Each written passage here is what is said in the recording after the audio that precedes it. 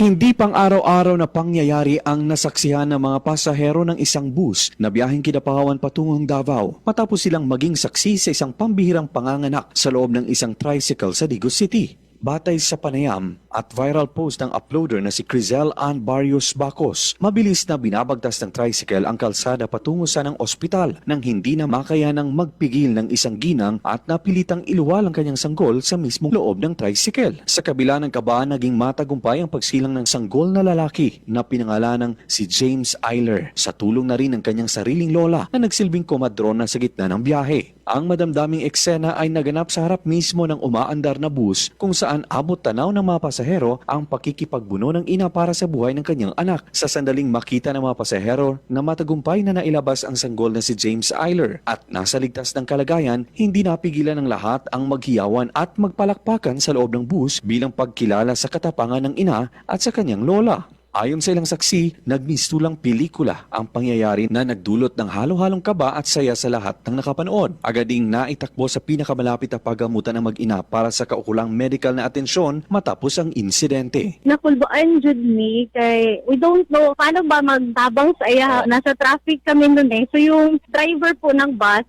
naka-presence of mind din naman po siya. Tapos yung nag-signal talaga siya na dapat yung ibang mga sasakyan is dapat mag-give way para po makadiretso po sana sa hospital, makaabot sila doon na makaanak sa hospital. Sa kasalukuyan, nasa mabuting kalagayan na ang mag-ina habang patuloy na binabati ng komunidad ang pamilya sa ligtas na pagdating ng kanilang bagong miyembro. Luigi Alan Tutor, NDBC, Bida Balita.